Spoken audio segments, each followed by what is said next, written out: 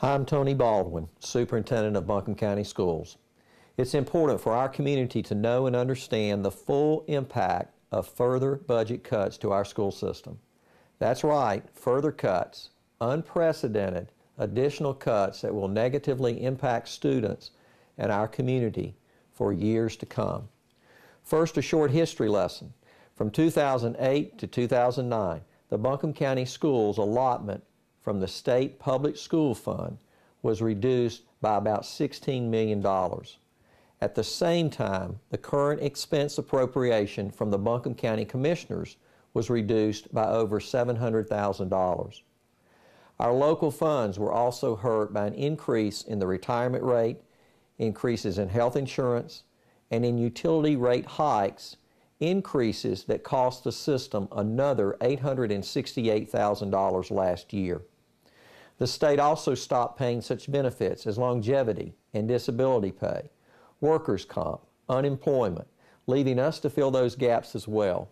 115 positions were lost in year one of the budget crisis, 47.5 of which were teachers, 20 technology workers, another 30 assistants and instructional support personnel, central office staff, and others. Since then, more positions have been cut for a total to date of 136.5 positions. This year, we also cut back by 5 days the number of days worked by hundreds of teacher assistants and other support personnel, saving the system $250,000. Further cuts have also hit us over the past year, amounting to another $3 million on top of the cuts we've already mentioned. The flexibility to use both local and lottery capital funds for operational purposes was instrumental in handling these cuts. Two things have saved us so far from a devastating situation.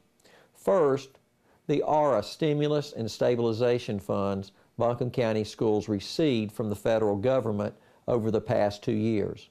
This funding filled in temporarily the many holes left by state budget cuts, but will expire next fall and will not be replaced. That's the cliff or the tsunami you have heard about.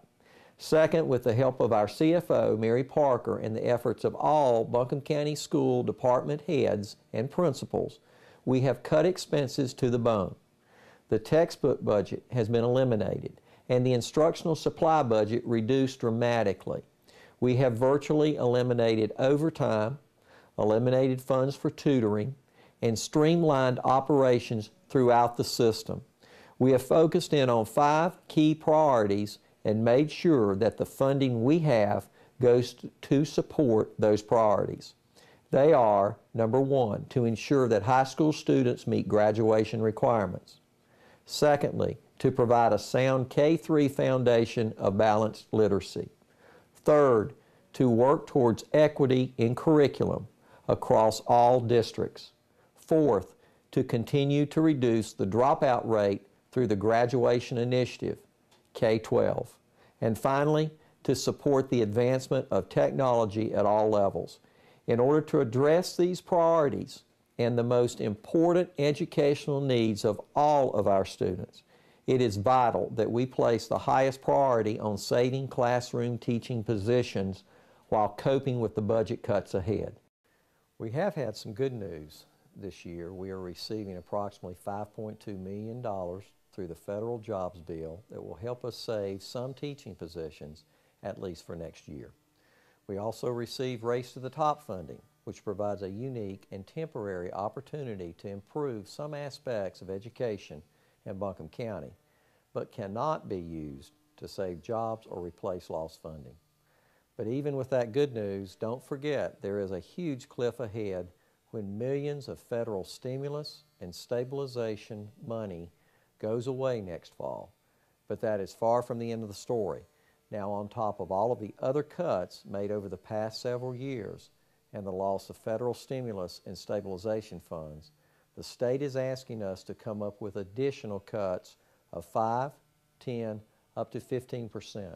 And that brings us to the one number you need to remember, $27 million. That's what we believe we will have to cut out of the Buncombe County School budget for next year. $27 million. By and large, although we're still looking every day for other line items to cut, with over 80% of our budget invested in human resources, there's little left to cut except people. I am a duck. People who teach your students. People who prepare and serve their meals. People who drive them to school. People who provide counseling support. And yes, people in the central office who are responsible for student health and safety, as well as implementing state curriculum across all grade levels. People who would work hard to make sure kids stay in school and who provide accommodations for students with special needs. People who handle the hiring of top-notch teachers and who build, restore, and maintain our many facilities. Professionals who carefully manage taxpayer dollars so that they are efficiently spent and deal with the paperwork involved in handling benefits and payroll.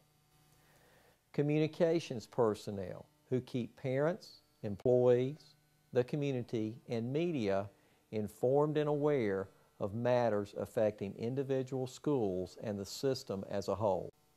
If our estimates prove true, we stand to lose at least 355 non-certified employees and up to 90 or more classroom teaching positions, approximately 450 people dedicated to serving Buncombe County students. The effect of this loss on class size, educational impact, and the health and safety of our students is incalculable. That's why it's up to you, our school community, to advocate to fund schools first. It's up to you to contact state and local officials and make your views known. Our students, our teachers, our schools need your help in finding ways to mitigate the severe impacts this loss of funding will have. I'd like to personally ask for your time, your influence, and your support so that Buncombe County schools can continue to provide the fiscally responsible, outstanding education that our students, parents, and community expect and deserve.